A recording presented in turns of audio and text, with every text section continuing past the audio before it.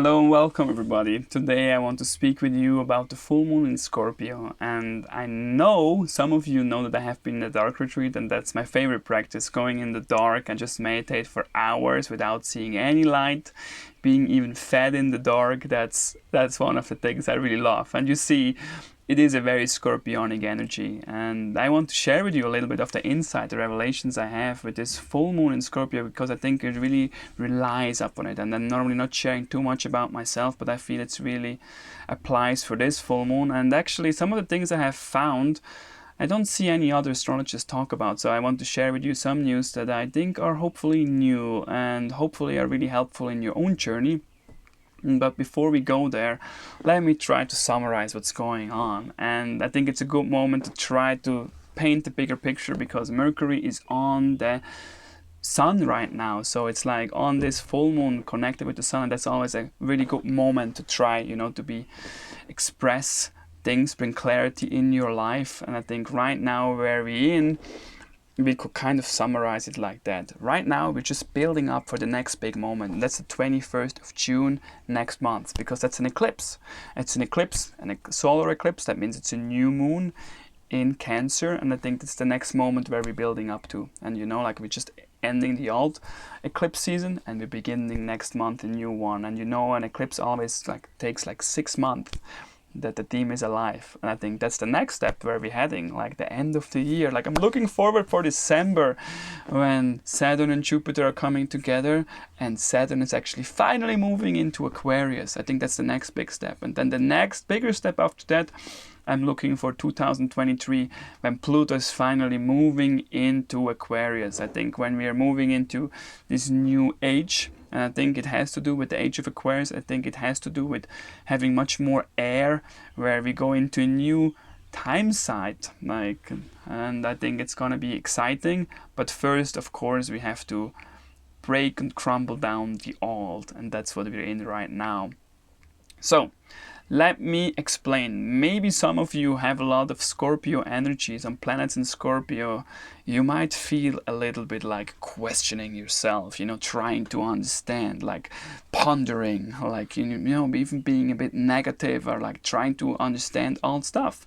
And that's really important, because we have to dig deep in order to understand all things, in order that we can become aware of it, in order to let go and come out the other side lighter and more centered. On the other side, you also might feel just a little bit exhausted in general, and maybe you don't understand why, but I can tell you, Jupiter and Saturn are very close right now. They're going retrograde. That means they're going backwards again, and they're widening their angle again. But whenever Jupiter and Saturn are coming together, it's like you're hitting the acceleration, the speed in your car, and at the same time you're hitting the brake. It's like forward, but stop. So you are stuck. And being stuck can also be good, and I'll tell you when I speak about the full moon in Scorpio why I think it's actually necessary right now. But it feels uncomfortable. It feels like why things are not moving. I'm not getting anywhere. And right now we're actually into a process that just has started, with this full moon until the 21st of June, we're going into an internalized process. And that's simply being marked by, today is the 7th of May, we already have Pluto retrograde. Then on the 11th of May, we have Saturn going retrograde. 2 days later, on the 13th, we have Venus going retrograde. And then on the 15th, so another 2 days later, we have Jupiter going retrograde. And then next month, on the 18th of June, we have actually Mercury going retrograde. So we see all these planets going retrograde. And just in a nutshell, imagine when planets go retrograde, they're closest to the Earth. So we feel them very close because they're close to the Earth. Like now we have a super full moon. That just means the full moon is closer to the Earth. And that means we can feel it stronger. And whenever there is a retrograde happening, that means whatever that planet represents. For example, Mercury represents communication, learning, expression, being social. Suddenly interiorized means it's not outside anymore, it's within. So that means, for example, with Venus, we have to reflect upon our relationships. How do we share and receive affection? What is love for us really mean? How do we bring love in our life, and can we cultivate it in ourselves? Or do we need a partner that gives it to us, and that's why we want it so badly? So all these things are normally always like, it's a phase of where we have to contemplate and digest, and hopefully after the retrogression period, coming out and have some new revelations, like being lighter. And that's what we are in right now. And that's important to understand. Also, it's a lot going on right now, is that the nodes are just changing. So the nodes just changed yesterday, and they're normally in the signs for about 2 years. So they have been in Capricorn and Cancer, and that just meant, and we have felt that, and that theme is not over because Saturn is going back into Capricorn later. But it's like a little bit like the Saturn is like, or the Capricorn is the theme of like, we have to let go of the old, of the establishment, of the system, of the structure, what brings us security, the tradition that we are maintaining, the job and how we become successful, and what fame is, that's all changing. And basically, like, we had to find more into Cancer, into feeling, and what's alive for us. And normally, like, it's also like, it's like creativity is not always just fun. It also means like we have to express what's in the bottom of our heart, but it's intimate, it's honest, it's alive. It can even be a bit crazy, but coming in touch with that is more real than something that we just have been establishing over the last 30 or 40 or 50 years, which is consumerism, which is a political system and a way that life functions. And so that shifted to Sagittarius and Gemini. So Sagittarius is like the place that we have to come away from and moving more into Gemini. And the way I would explain that is simply that Sagittarius is a place where we have faith into some odd, let's say the news, the television, or a system of wisdom, let's say an established like system, like a tradition, like the church is a good way to say, or let's say CNN, like something that has lived over time and has stood up for something that's true. But what about if this time that we are moving in is actually like you don't know what to believe anymore? It's that you don't know if it's fake news, if it's just somebody has shared something on YouTube or on Twitter that's actually just a complete bullshit. Like, you don't know.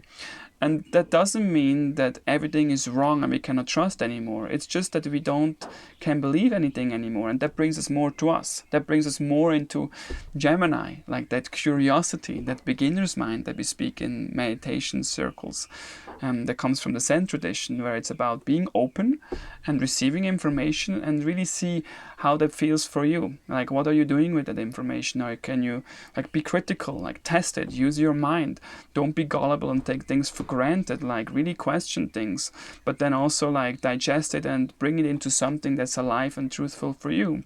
And I think that's what we see right now. Like, we are understanding or acknowledging that freedom of speech is really, really important in order that we can survive, that we can share information. And we're questioning a lot right now, and it's for the good, because it seems like there are things that are not functioning anymore, and it's probably not just a person, and we would obviously like it's just that company or that person, and then we just remove that and everything is going back and it's going to be good.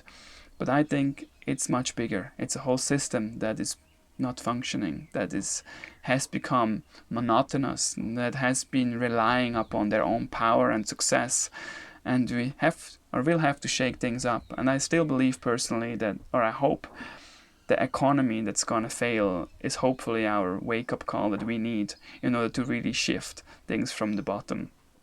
And I think we're not there yet, and I believe that we are moving through that in the next year or years, and that's gonna be interesting. But let's bring it back to this full moon in Scorpio. So maybe you remember that this full moon started actually on the 22nd of April. And in my belief, or the way I see it, is always like a new moon brings a new theme. We don't really understand it yet. We can feel it intuitively. Maybe things are happening, but you only understand when you look back. And then on the full moon, it comes into fruition, a revelation. It becomes conscious. You have a breakthrough. And then after the full moon until the next new moon is kind of time of integration and letting go for the new theme.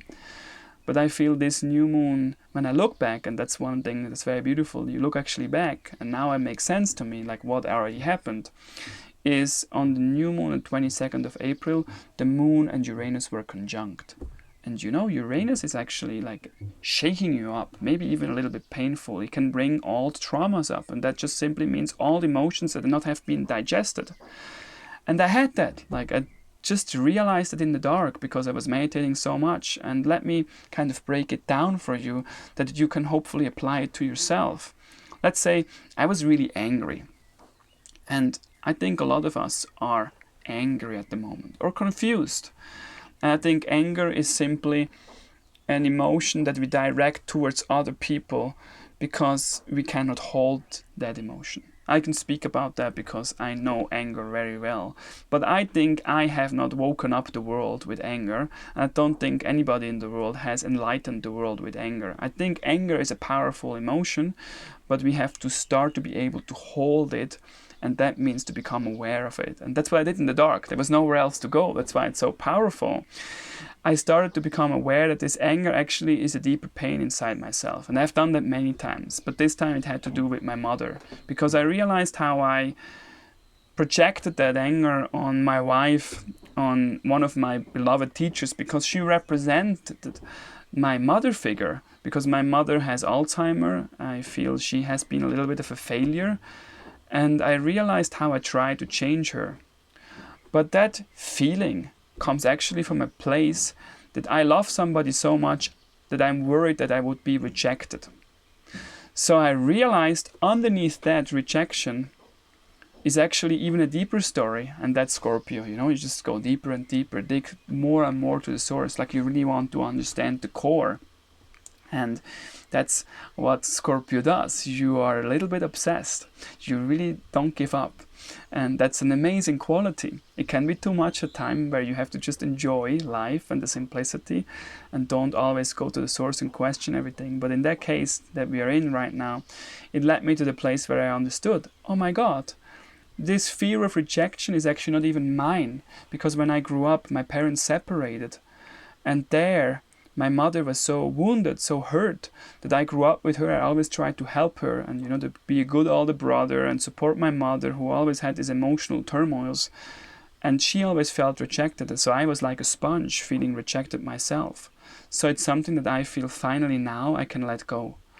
And it was only because it went so deep to connect all the dots. From anger to projection to a deeper feeling, to see how that deeper feeling plays out with other women, to see that then it actually has to do with my mother, and to even realize that this feeling actually doesn't have to do with my mother, but actually with her own story that I have been absorbing. And that led me to a deep, deep forgiveness, like to accepting myself.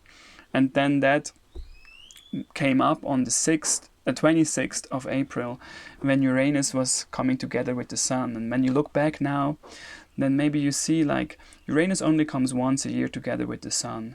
So that's basically like it was a theme of embodiment. I suddenly realized out of that pain comes that big creativity, that big drive for going deeper and trying to express and name, and actually in my case to connect with people deeply. That's what I'm doing as a work. I like to understand other people's core wound and go to that place where they can really understand it, and not on a mental level, but feeling it and making peace with who they are, their story, and that you don't have to rewrite it. It's just holding that. And when I meet the person in that space, I deeply feel healed. I deeply feel I had a deep connection of where it was not necessary to say anything even anymore.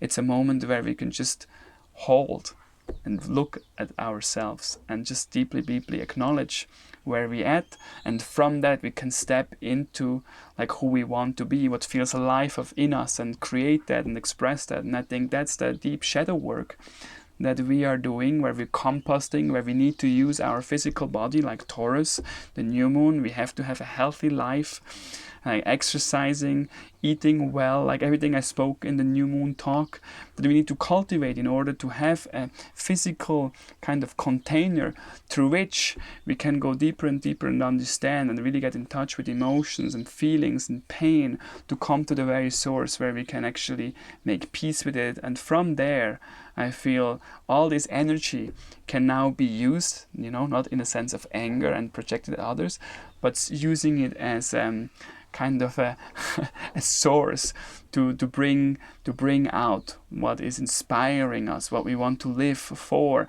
and what we want to honor, and shifting what we believing in. So trust ultimately, and love, and nourishing that in our lives. So I hope you can connect what I have shared with you in my own process with yourself. I think this is right now a time where some old wounds are coming up, and these old emotions have to be healed, and the healing process is simply becoming aware of it by digging deeper. And I think a lot of wounds or painful events in our lives, they have been happening in our childhood, probably through our parents, or even just a very intense moment that we couldn't digest emotionally at the time. And right now is a moment to liberate something old, to let go, and to be stuck, because to realize that it's just an emotion that we are stuck with because we cannot hold it. But if we once allowing it to be there, everything is fine and nothing has to change. It's just our attitude changed, and therefore there's a willingness for being alive again. So by going to death, to the old, to the stuckness, to the rejected, that's the source of life, of light, of love, and of trust again.